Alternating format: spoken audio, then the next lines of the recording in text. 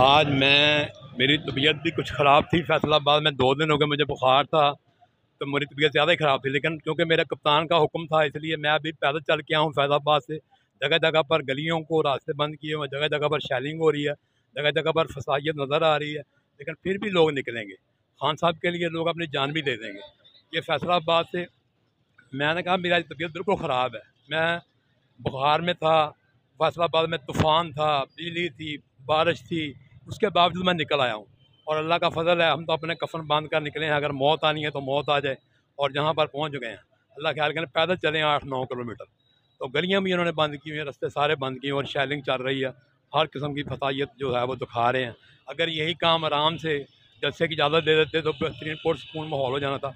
इसलिए मैं तो तमाम दोस्तों से कहूँगा, मैं इतना बूढ़ा होकर, बीमार होकर और फिर निकल आया हूँ, तो आपसे मेरी अपील है कि जितनी जल्दी हो सकता घरों से निकलें। आज खान साहब ने हम सबको पुकारा है, तो हमें चाहिए कि उनकी बात पर लब्बैक कहें और अपने घरों में बैठे ना रहें।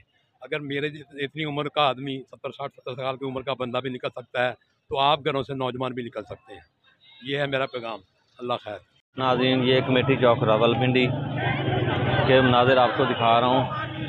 लोग मुख्तलिफ टोलियों की शक्ल में यहाँ पर आ रहे हैं और कैदी नंबर 804 के नारे लगा रहे हैं।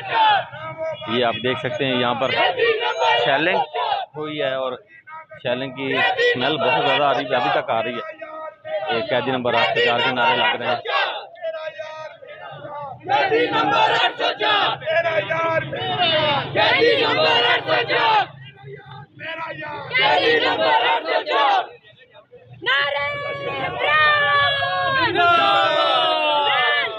जानसार बेशुमार बेशुमार नारे जानसार बेशुमार बेशुमार नारे जी इंशाल्लाह इंशाल्लाह इंशाल्लाह ना वो बागी ना वो गद्दार कैदी नंबर 804 ना वो बागी ना वो गद्दार कैदी नंबर 804 नारे जानसार बेशुमार बेशुमार